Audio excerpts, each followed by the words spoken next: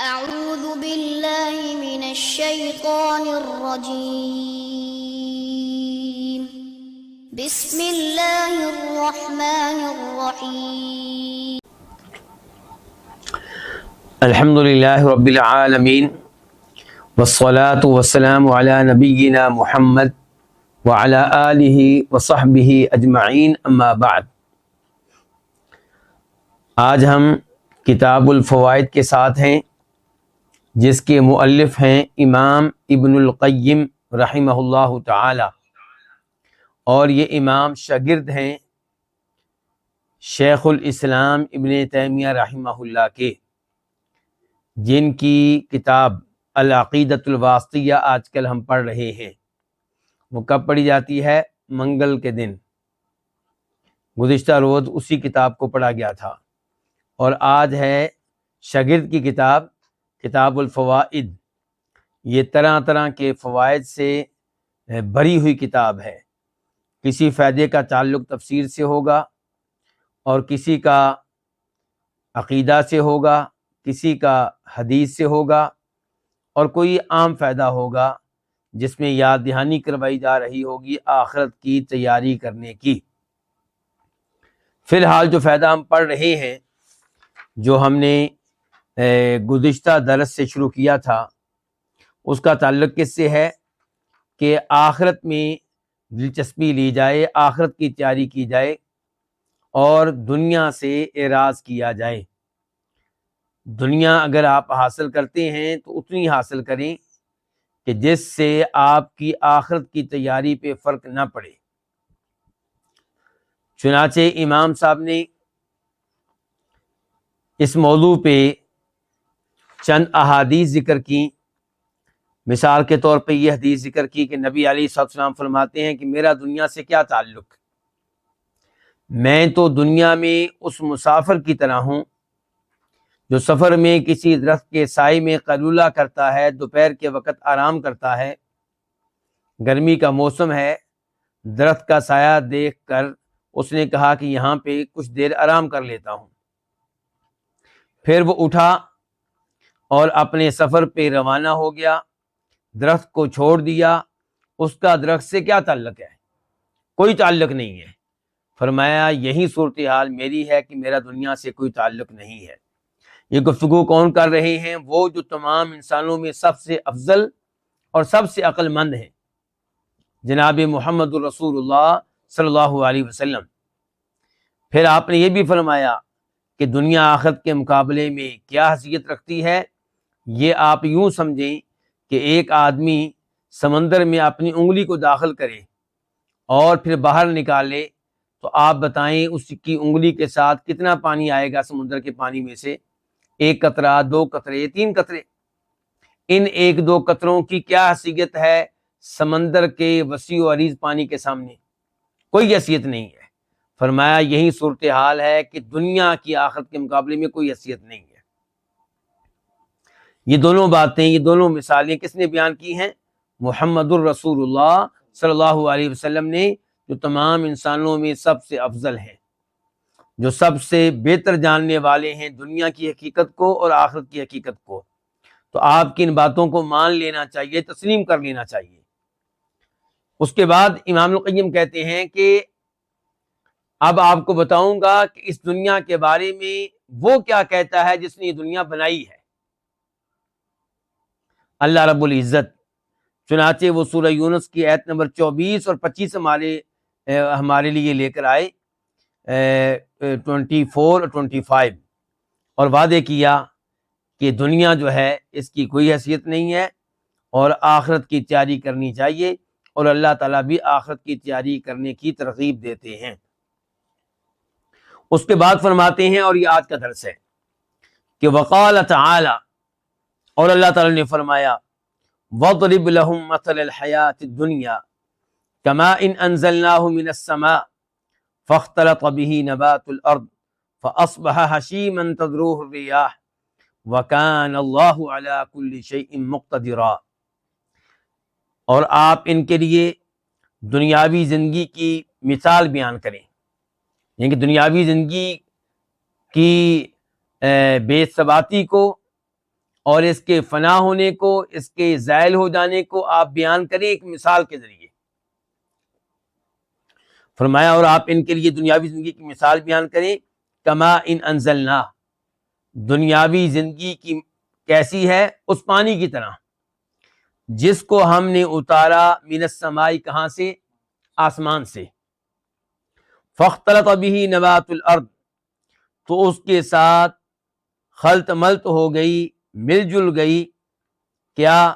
نبات الارض، زمین سے اگنے والی چیزیں، ان کے پانی کے ذریعے زمین سے مختلف کھیتیاں اگیں، مختلف فصلیں اگیں، فاصبح حشیما تذروہ الریاح، بعد میں کیا ہوا کہ وہ جو فصل اگی ہے اس کا انجام کیا ہوا؟ وہ چورا چورا ہو گئی، ریزہ ریزہ ہو گئی، جس کو ہوائیں اڑاتی پھرتی ہیں۔ الریاح، ہوائیں، حشیمن، چورا چورا، تذروہ، اس کو اڑاتی پھرتی ہیں، کون؟ ہوائیں۔ اچھا، یہ جب فصل پیدا ہوئی تھی تو کسان نے تو اس کے اوپر بڑی امیدیں لگا لی تھی، وہ سوچ رہا تھا کہ یہ چاول جو میں نے بوئے ہیں، یہ گندم جو میں نے بوئی ہے، اس کی فصل کاٹوں گا اور اس کا ایک حصہ اپنے گھر میں رکھوں گا، پورا سال ہم کھاتے رہیں گے، باقی جو ہے بیچوں گا، اس سے اپنا قرض اتاروں گا، اس سے اپنے بیٹے کی شادی کروں گا، اس سے اپنی بیٹی کی شادی کروں گا، اس سے ایک کمرہ بناؤں گا، اس سے میں سائیکل خریدوں گا، اس سے میں بائک خریدوں گا، اس سے اپنے بچوں کی اسکول کی فیس ادا کروں گا۔ اس کے تو بڑے لمبے چوڑے منصوبے تھے، اس سے تو بڑی امیدیں لگا لی تھی اس کے اوپر، لیکن کیا اس فصل نے اس کا ساتھ دیا؟ نہیں۔ یہی صورتحال دنیا کی زندگی کی ہے۔ دنیاوی زندگی اس کھیتی کی طرح ہے۔ دنیاوی زندگی پہ انسان بڑی امیدیں لگا لیتا ہے، بڑے اس کے منصوبے ہیں، بڑے اس کے پروجیکٹ ہیں، لیکن کچھ لوگ بچپن میں ہی فوت ہو جاتے ہیں، کچھ ابھی بالغ ہوئے ہوتے ہیں تو فوت ہو جاتے ہیں، اور کچھ جوانی کی عمر کو اچھی طرح پہنچتے ہیں اور فوت ہو جاتے ہیں، اور کچھ بڑھاپے کے قریب ہوتے ہیں تو پہنچ جاتے ہیں، کچھ بڑھاپے میں فوت ہو جاتے ہیں، رہتا کوئی بھی نہیں ہے۔ وَمَا جَعَلْنَا لِبَشَرٍ مِّن قَبْلِكَ الْخُلْدَ أَفَإِن مِّتَّ فَهُمُ الْخَالِدُونَ، اے نبی علیہ الصلوۃ والسلام، آپ سے پہلے جتنے لوگ آئے چلے گئے، فوت ہو گئے، ہم نے کسی کے لیے بھی ہمیشہ کی زندگی نہیں رکھی۔ تو یہ ہے دنیا، دنیا کا خالق دنیا کی حقیقت ہمارے سامنے واضح کر رہا ہے، اور ترغیب ہمیں یہ دے رہا ہے کہ اس میں دل نہ لگاؤ، دنیا کو ذریعہ بناؤ آخرت کمانے کے لیے، جنت حاصل کرنے کے لیے، جہنم کی آگ سے بچنے کے لیے۔ وَكَانَ اللَّهُ عَلَى كُلِّ شَيْءٍ مُقْتَدِرًا، اور اللہ تعالیٰ ہر چیز پہ اچھی طرح قدرت رکھنے والا ہے۔ اس کے لیے کچھ مشکل نہیں ہے کہ کسی کی کھیتی کو تباہ و برباد کر دے، اس کے لیے کچھ مشکل نہیں ہے کہ کسی کی زندگی کو ختم کر دے۔ المال والبنون زینۃ الحیات الدنیا، مال اور بیٹے دنیاوی زندگی کی زیب و زینت ہیں، یہاں کی رونق ہیں، یہاں کی چمک دمک ہیں۔ مال کی وجہ سے انسان دنیا میں دل لگا بیٹھتا ہے، مال کی محبت میں انسان رب کو ناراض کر دیتا ہے، مال کی محبت میں انسان نمازوں کو بھول جاتا ہے، کاروبار میں انسان تلاوت کو پیچھے کر دیتا ہے، اور یہی صورتحال بیٹوں کی ہے۔ بیٹوں کی وجہ سے لوگ کیا کچھ نہیں کر جاتے، صرف اس لیے کہ میرے بیٹوں کو زمین مل جائے، اپنے سگے بھائیوں کی زمین پہ قبضہ کر لیتے ہیں، بہنوں کی زمین پہ قبضہ کر لیتے ہیں، کوئی اپنے آفس میں، اپنے اسکول میں، کالج میں رشوت لے رہا ہے، کس کی خاطر؟ اولاد کی خاطر، اور کوئی اولاد کی خاطر نمازوں کو پیچھے کیے ہوئے ہے، کمانے پہ اس کی توجہ ہے۔ تو فرمایا المال والبنون زینۃ الحیات الدنیا، یہ مال جس میں آپ دل لگا بیٹھے، یہ بیٹے جن کے ساتھ دل لگا بیٹھے، جن پہ امیدیں لگا بیٹھے، المال والبنون، مال اور بیٹے دنیاوی زندگی کی زیب و زینت ہے، یہاں کی چمک دمک ہے، یعنی کہ یہ ختم ہو جانے والے ہیں، دنیا بھی ختم ہونے والی ہے اور دنیا کی یہ نعمتیں، مال اور بیٹے بھی ختم ہو جانے والے ہیں۔ والباقیات الصالحات خیر عند ربک ثوابا وخیر عملا، اور نیک باقی رہنے والے اعمال، نیک باقی رہنے والے اعمال خیر، زیادہ بہتر ہیں تیرے رب کے ہاں، وخیر، اور زیادہ بہتر ہیں عملا، امید لگانے کے لحاظ سے۔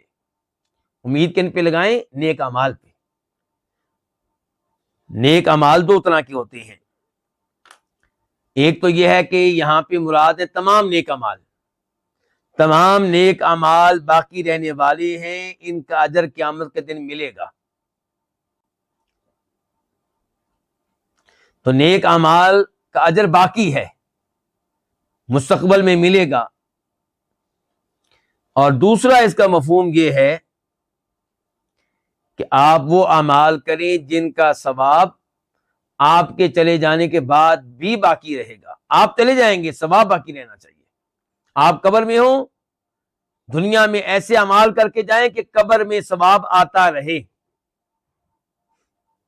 وہ کون سے اعمال ہو سکتے ہیں؟ مثال کے طور پہ صدقہ جاریہ، صدقہ نہیں، صدقہ ایک ہے کہ آپ کسی مسکین کو کھانا کھلا دیں، کیا یہ صدقہ جاریہ ہے؟ نہیں، یہ ثواب کا بہت بڑا کام ہے لیکن صدقہ جاریہ نہیں ہے۔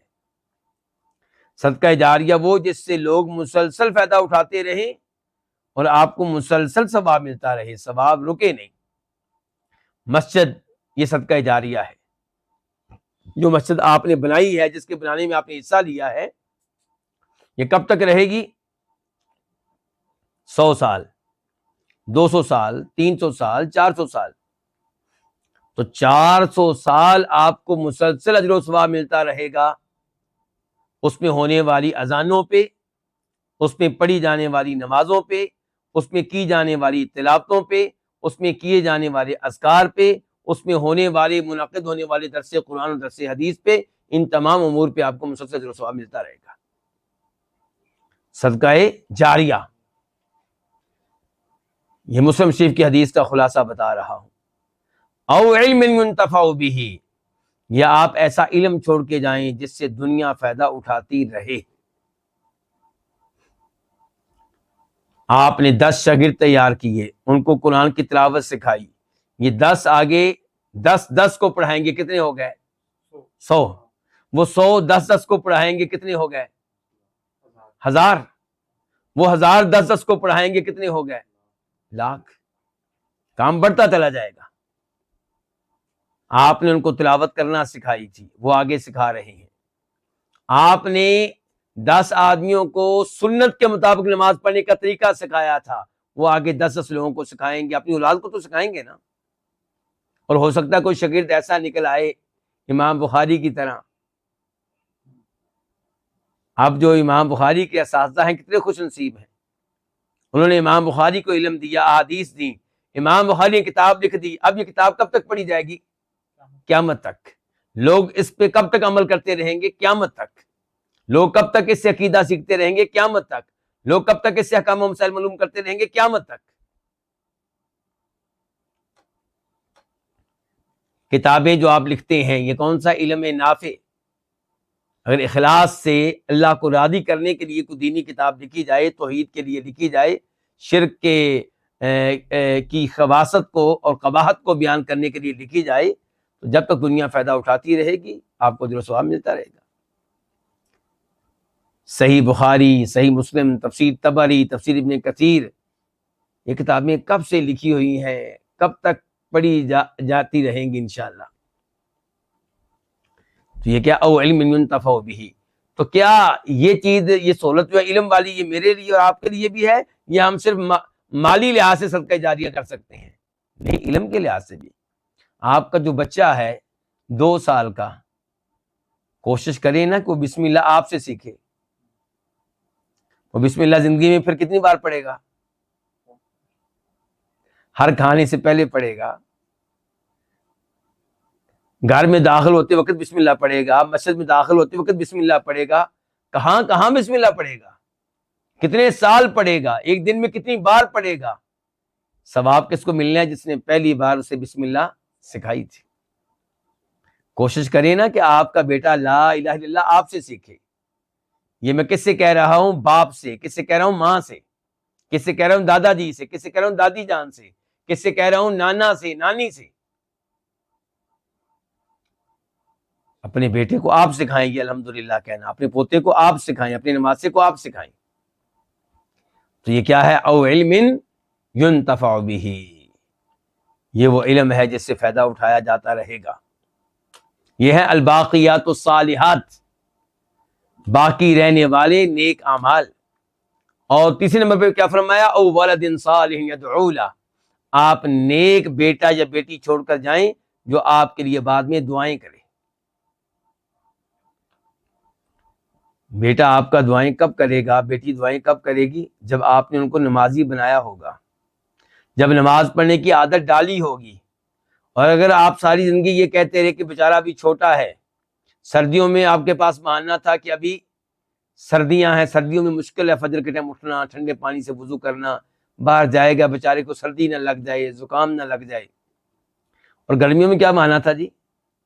راتیں چھوٹی ہوتی ہیں، بیچارے کی نیند پوری نہیں ہوئی، اسکول کالج میں جانا ہوتا ہے، بہانے نہیں ختم ہوتے آپ کے۔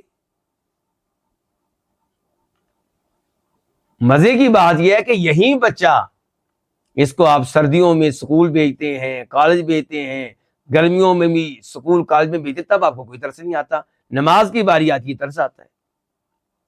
تو برل او ولد صالح يدعو له، نیک اولاد جو آپ کے لیے دعائیں کرے۔ تو یہ کیا ہے؟ الباقیات الصالحات۔ جناب ابو ہریرہ سے پوچھا گیا تھا الباقیات الصالحات سے کیا مراد ہے؟ باقی رہنے والے نیک اعمال۔ تو انہوں نے کیا مثال دی تھی؟ سبحان اللہ والحمد للہ ولا الہ الا اللہ واللہ اکبر ولا حول ولا قوت الا باللہ۔ یعنی کہ یہ مثال ہے کہ یہ کلمات جو ہیں یہ کیا ہیں؟ الباقیات الصالحات ہیں۔ یعنی کہ آپ کو الباقیات الصالحات کے میں نے دو مطلب بتائے ہیں نا۔ پہلا مطلب کیا ہے کہ آپ کوئی بھی عمل کریں وہ باقی ہے، یعنی کہ اس کا اجر و ثواب آپ کو قیامت کے دن ملنا ہے، کیونکہ آپ نے وہ عمل جنت کے لیے کیا تھا، اللہ کو راضی کرنے کے لیے کیا تھا، دنیا کمانے کے لیے نہیں کیا تھا۔ وقال تعالی، اور اللہ تعالیٰ یہ بھی فرماتے ہیں، اب سورہ حدید آیت نمبر 20 اعلموا انما الحیات الدنیا لعب ولہو وزینۃ وتفاخر بینکم وتکاثر فی الاموال والاولاد۔ اعلموا، جان لو، یہ بات تمہیں معلوم ہونی چاہیے، اس بات پہ یقین رکھو۔ کیا بات ہے جی؟ کہ دنیاوی زندگی اس کے سوا کچھ نہیں ہے۔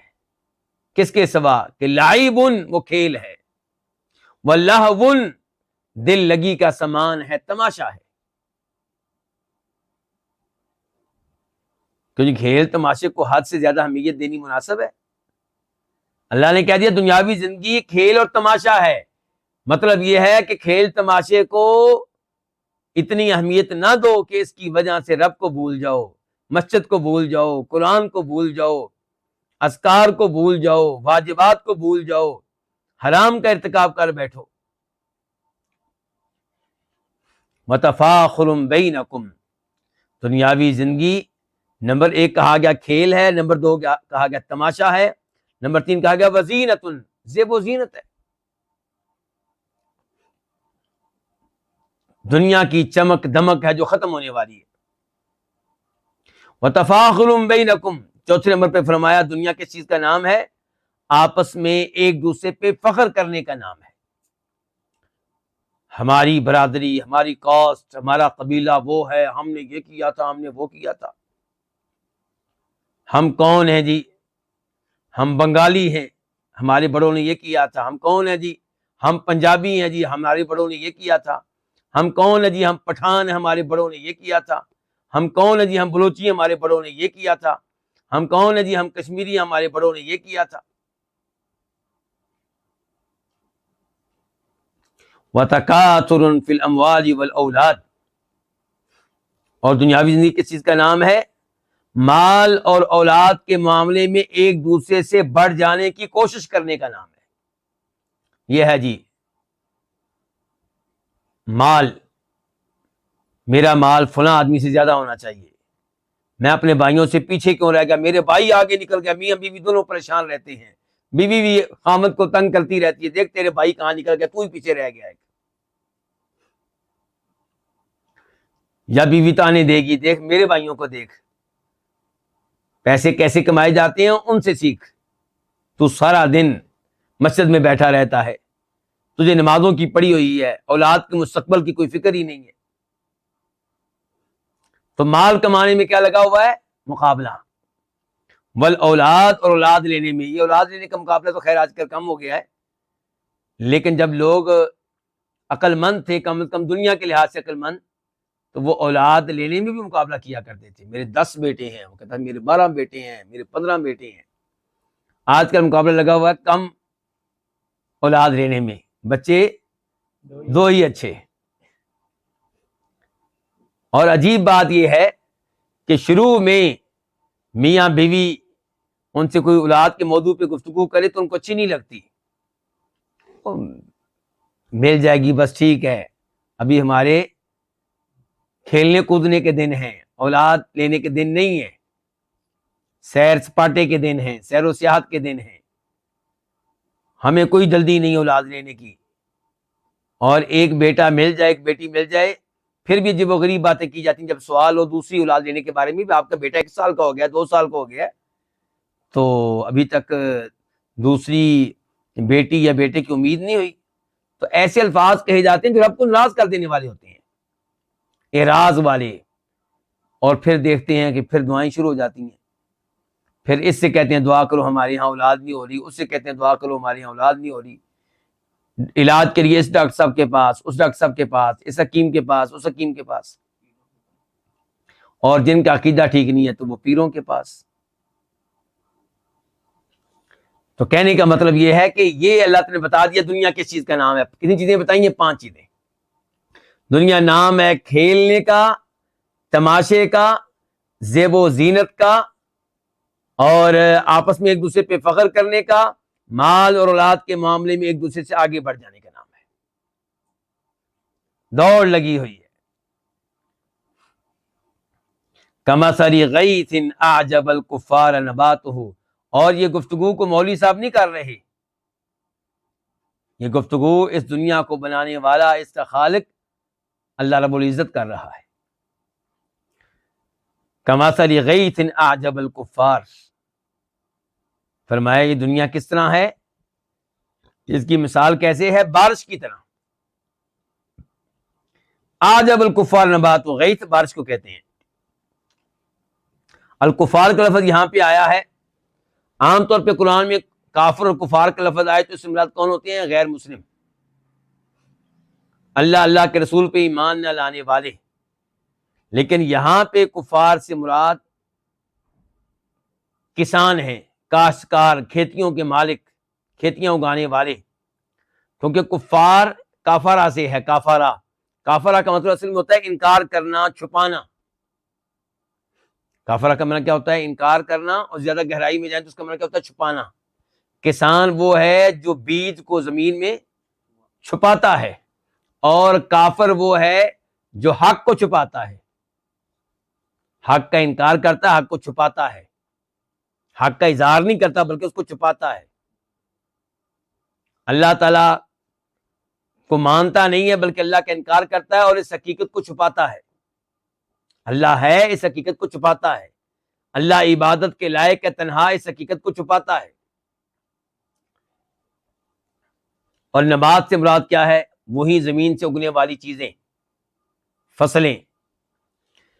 فرمایا دنیاوی زندگی کی مثال کیا؟ کمثل غیث، اس کی مثال اس بارش کی طرح ہے جس سے اگنے والی چیزیں کسانوں کو، کاشتکاروں کو بڑی اچھی لگتی ہیں، یعنی کہ خوش ہوتا ہے فصل دیکھ دیکھ کر۔ صبح جب آتا ہے چکر لگاتا ہے، دل اس کا باغ ہو جاتا ہے، میری محنت کا نتیجہ سامنے آ رہا ہے۔ اور لوگوں سے وعدے بھی کرتا ہے تیرے پیسے میں بس مہینے کے بعد 2 مہینے کے بعد میری بڑی شاندار فصل ہو رہی ہے.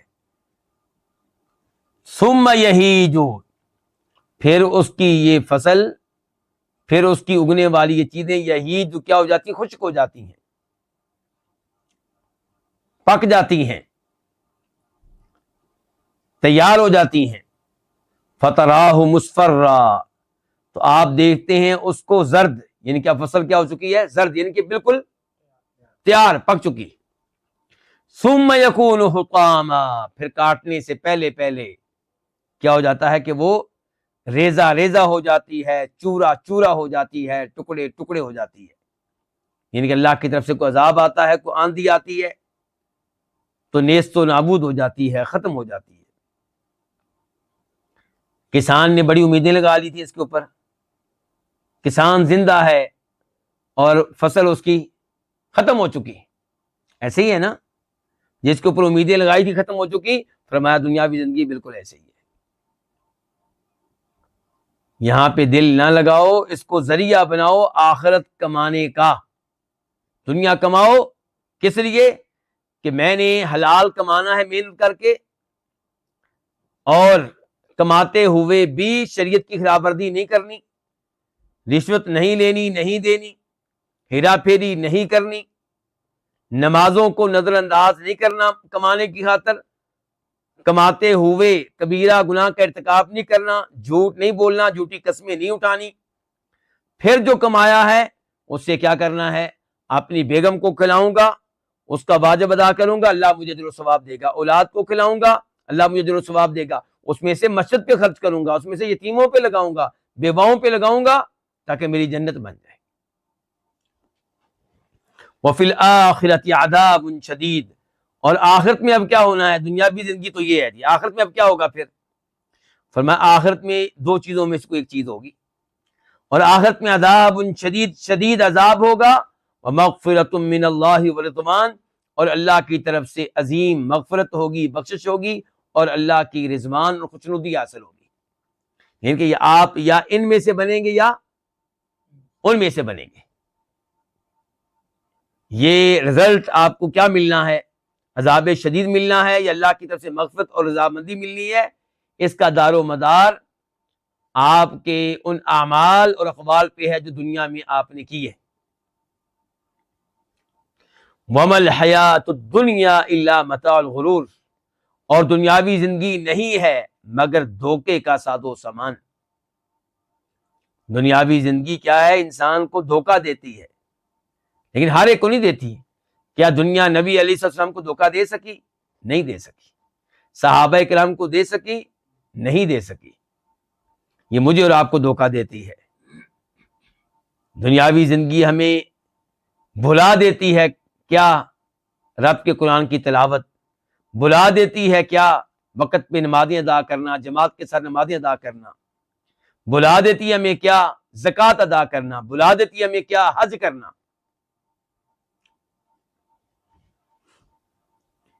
اللہ تعالیٰ فرماتے ہیں، اب آیت ہے سورہ آل عمران کی آیت نمبر 14 اور 15، 14 اور 15. اللہ تعالیٰ فرماتے ہیں زُيِّنَ لِلنَّاسِ حُبُّ الشَّهَوَاتِ مِنَ النِّسَاءِ وَالْبَنِينَ، اور بار بار کہہ رہا ہوں، یہ نہیں بولنا کہ یہ گفتگو کون کر رہا ہے؟ اس دنیا کو بنانے والا. اس سے بہتر اس کی حقیقت کو کون جانتا ہوگا؟ الا یعلم من خلق، جس نے پیدا کیا ہے کیا وہ نہیں جانتا؟ وہ نہیں جانتا تو پھر کون جانتا ہے؟ فرمایا زُيِّنَ لِلنَّاسِ حُبُّ الشَّهَوَاتِ. الشہوات شہوت ان کی جمع ہے. کسے کہتے ہیں؟ وہ چیزیں جو دل کو اچھی لگتی ہیں، مرغوب چیزیں جو دل کو بڑی پیاری لگتی ہیں، جن چیزوں کی آپ کا دل خواہش رکھتا ہے. کس کی خواہش رکھتا ہے میرا دل؟ جی بہترین موبائل ہو میرے پاس. میرا دل خواہش رکھتا ہے میرا بہترین لباس ہو، بہترین گاڑی ہو، بہترین گھر ہو، میرے بچے بہترین کاروبار کرتے ہوں، بہترین جاب کرتے ہوں. تو یہ ہیں شہوات. تو اللہ تعالیٰ فرماتے ہیں زُيِّنَ لِلنَّاسِ، لوگوں کے لیے مزین کر دی گئی ہیں، خوش نما بنا دی گئی ہیں، آراستہ و پراستہ کر دی گئی ہیں، آراستہ و پراستہ کر دی گئی ہے کیا؟ حب الشہوات، ان مرغوب چیزوں کی محبت، ان نفسانی خواہشات کی محبت۔ یہ مزین کرنے والا کون ہے؟ اللہ تعالی۔ اللہ نے یہ کیوں کیا؟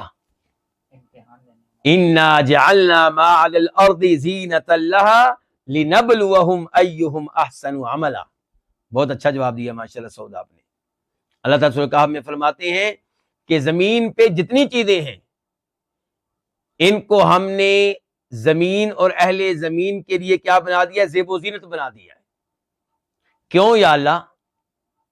فرمایا لِنَبْلُوَهُمْ، تاکہ ہم تمہارا امتحان لیں، تمہاری آزمائش کر سکیں۔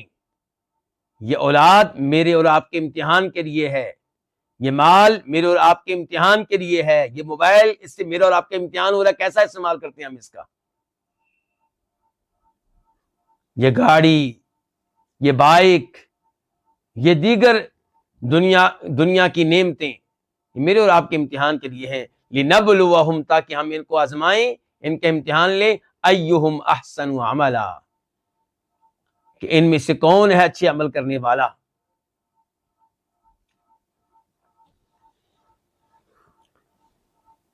ورنہ اللہ تعالیٰ چاہتے تو انسانوں کو بھی فرشتوں کی طرح بنا دیتے۔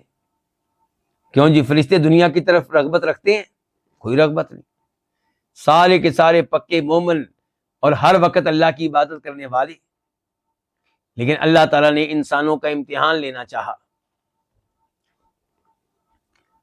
اور پھر اللہ نے مہربانی یہ کی کہ اللہ تعالیٰ نے ایک تو ہمارے دلوں میں توحید رکھی ہے، ایمان رکھا ہے، وہ تو ہم اپنی محنت سے کفر کو حاصل کرتے ہیں، ہم اپنی محنت سے گناہوں کو حاصل کرتے ہیں، ورنہ اللہ تعالیٰ نے ہمارے دلوں میں محبت رکھ دی ہے، کس کی؟ ایمان کی، توحید کی، نیکیوں کی۔ پھر ہمارے والدین ہمیں ایسی سوسائٹی میں رکھتے ہیں، ایسے اداروں میں بھیجتے ہیں، ایسے ماحول میں بھیجتے ہیں جہاں سے ہم برائی سیکھتے ہیں، شر سیکھتے ہیں، کفر سیکھتے ہیں۔ اور اللہ نے پھر کیا کیا؟ اللہ نے مزید مہربانی یہ کی کہ اللہ نے ہمیں وارننگ دینے کے لیے، خبردار کرنے کے لیے نبی بھیجے، یک کے بعد دیگرے، ایک کے بعد دوسرا، نبیوں کے وارث علماء کرام بھیجے۔ اللہ نے ہمیں وارننگ دینے کے لیے آسمان سے کتابیں نازل کی۔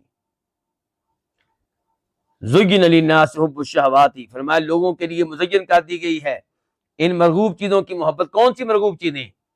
آگے وضاحت آ گئی، من بیانیہ ہے، من واضح کرنے کے لیے آیا ہے کہ یہاں پہ مرغوب چیزوں سے مراد کون کون سی چیزیں ہیں۔ من النساء، عورتیں، عورتوں کی محبت مردوں کے دلوں میں ڈال دی گئی ہے۔ امتحان ہو رہا ہے کہ کیا صرف آپ اپنی بیگم کی طرف دیکھتے ہیں یا غیر عورتوں کی طرف بھی دیکھتے ہیں؟ کیا صرف اپنی بیگم کو دوست بناتے ہیں یا دوسری لڑکیوں کو دوست بناتے ہیں؟ امتحان، آزمائش۔ اور کیا فرمایا تھا ہمارے نبی علیہ الصلوۃ والسلام نے؟ ما ترکت بعدی فتنة اضر علی الرجال من النساء، میں نے مردوں کے لیے عورتوں سے زیادہ خطرناک کوئی فتنہ نہیں چھوڑا، کوئی آزمائش نہیں چھوڑ کے جا رہا۔ میں دنیا سے جا رہا ہوں تو اس حال میں کہ میرے بعد مردوں کے لیے سب سے خطرناک فتنہ اور نقصان دہ فتنہ کیا ہے؟ عورتیں۔ لیکن اچھی عورت مل جائے بیگم کے طور پہ تو وہ نعمت ہے۔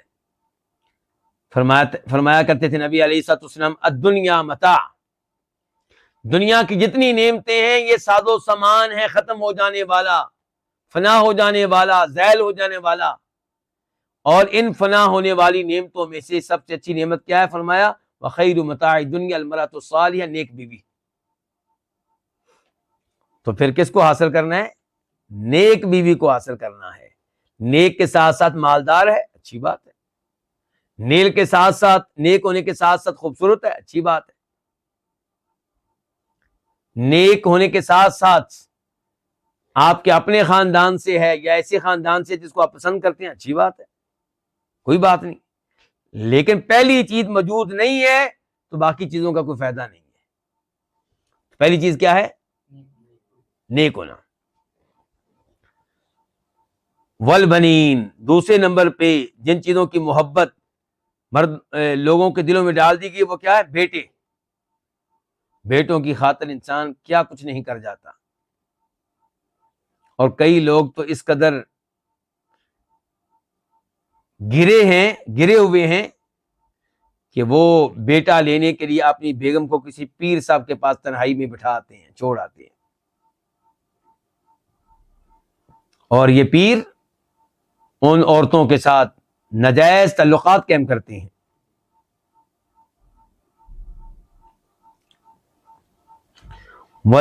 اچھا، یہ تو ہے بیٹا لینے سے پہلے۔ بیٹا لینے سے پہلے ہی بیٹے کی خاطر کیا کی جا رہے ہیں؟ گناہ، اور پھر بیٹا مل جانے کے بعد جو گناہ کیے جاتے ہیں۔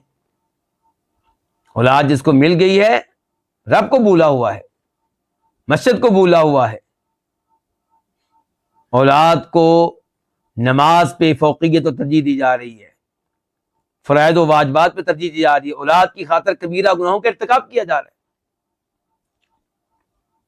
والقناطیر المقنطرہ، تیسرے نمبر پہ فرمایا کیا؟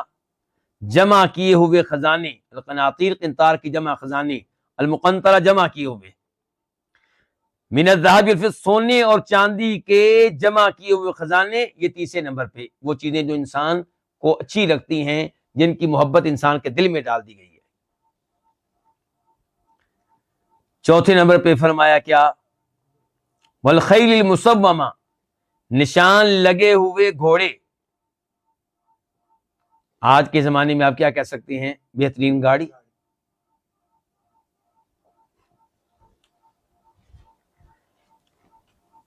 والانعام، اور چوپائے، اونٹ، اونٹنیاں، گائے، بکریاں وغیرہ۔ والحرث، اور کھیتی۔ فرمایا ذالک متاع الحیات الدنیا، یہ دنیاوی زندگی کا ساز و سامان ہے، ان سے دنیا میں آپ فائدہ اٹھائیں گے، پھر یہ ختم ہو جائیں گے، یہ باقی رہنے والی نہیں ہیں۔ واللہ عندہ حسن المآب، اور اللہ ہی کے پاس ہے اچھا ٹھکانہ۔ وہ کیا اچھا ٹھکانہ؟ جنت۔ تو وہ یہاں دنیا میں نہیں ہے، وہ کہاں ہے؟ اللہ ہی کے پاس۔ اللہ کے پاس ہے، اس کا مطلب ہے اس کو لینے کے لیے اللہ سے رابطہ قائم کرنا پڑے گا، اللہ سے اچھے تعلقات قائم کرنے پڑیں گے، اللہ کو راضی کرنا پڑے گا۔ قل، کہہ دیجئے، کس کو کہا جا رہا ہے؟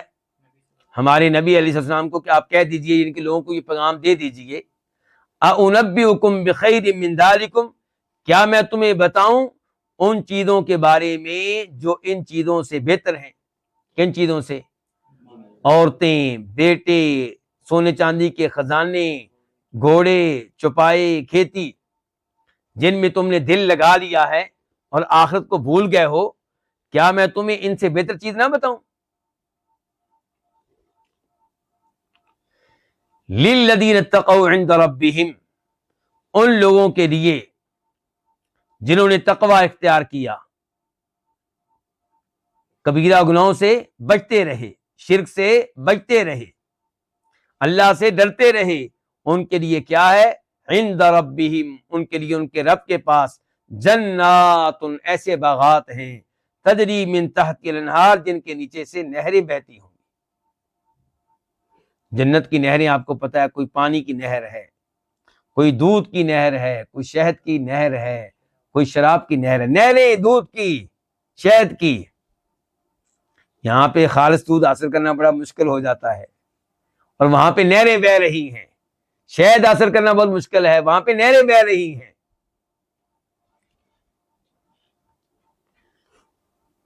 گویا کہ پیغام ہمیں یہ دیا گیا کہ اگر معیار یہ چیزیں ہیں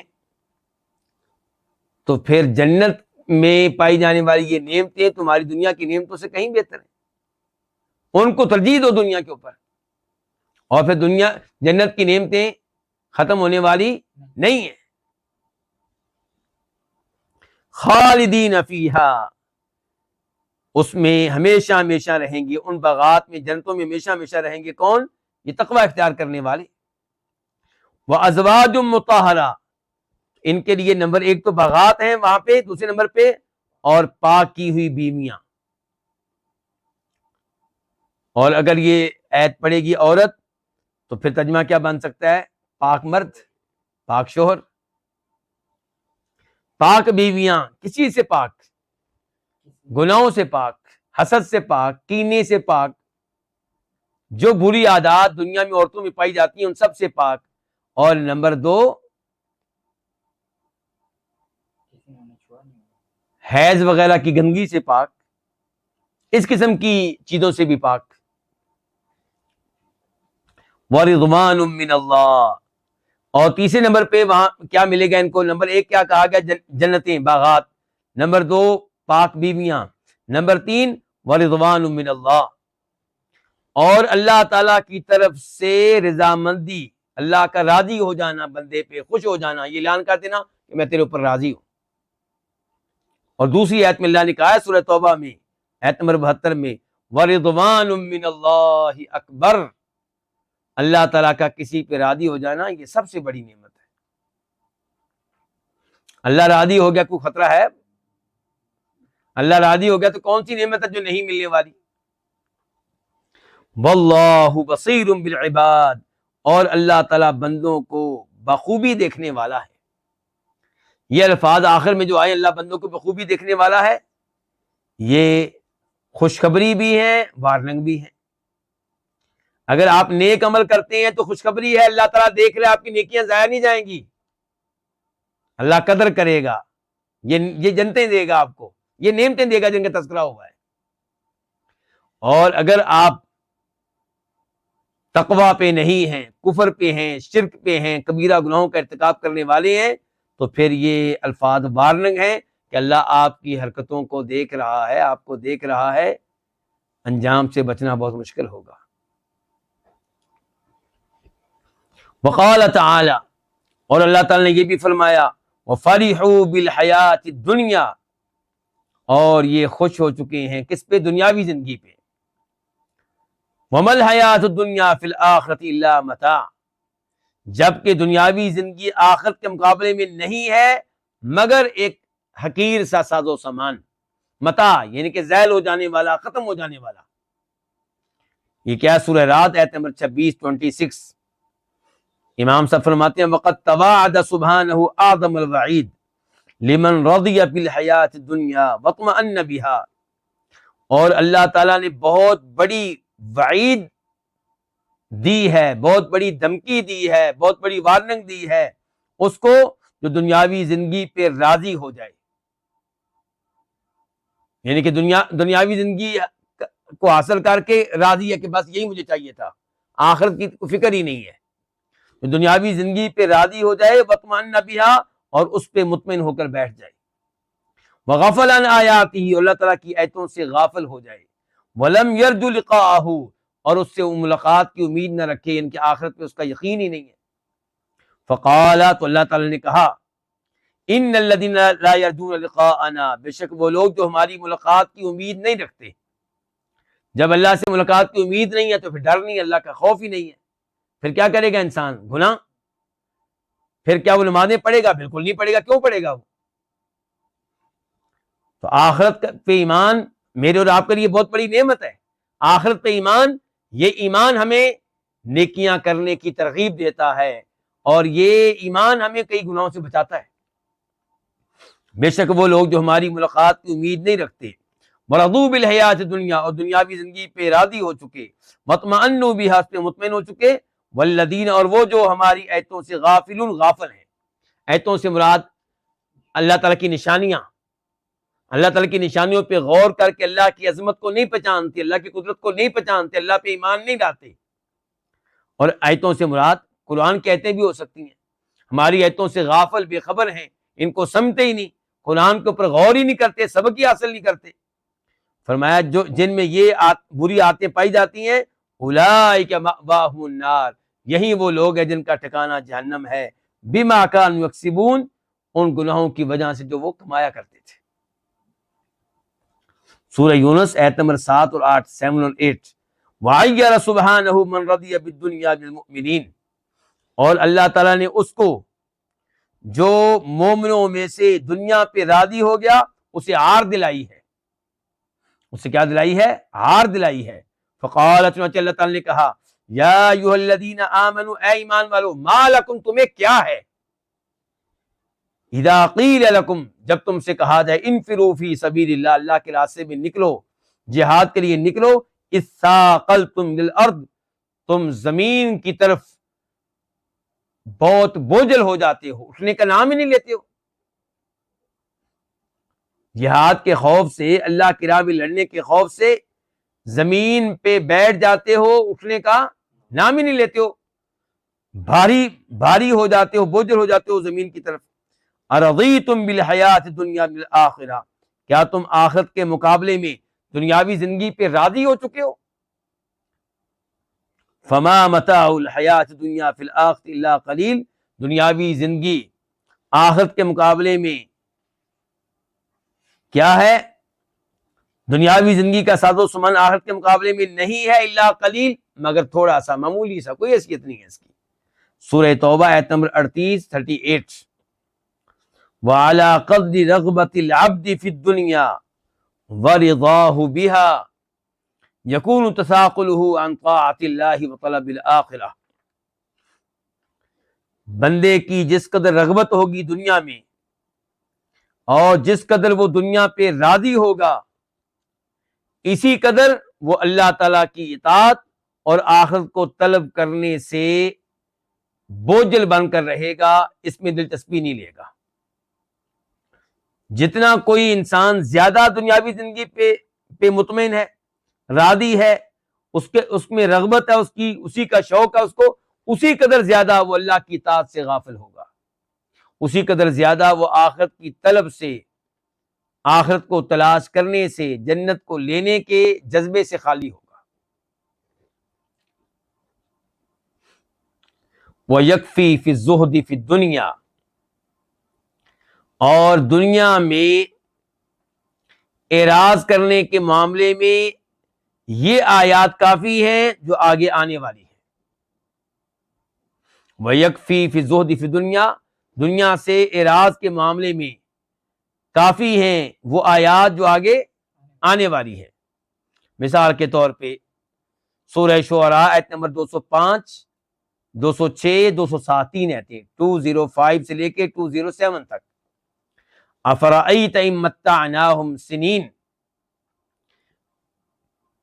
کیا پس آپ نے دیکھا اگر ہم ان کو کئی سال متاع دیں، فائدہ دیں، فائدہ کس چیز کا؟ دنیاوی نعمتوں کا، دنیاوی نعمتوں میں انہیں کئی سال رکھیں، دنیا میں کئی سال رکھیں، ان کو 20 سال عمر دے دیں، 30 سال دے دیں، 40 سال، 50، 60، 70، ثم جاءہم ما کانوا یوعدون، پھر ان کے پاس آئے وہ جس کی ان کو دھمکی دی جاتی ہے، وعید سنائی جاتی ہے، وہ کیا؟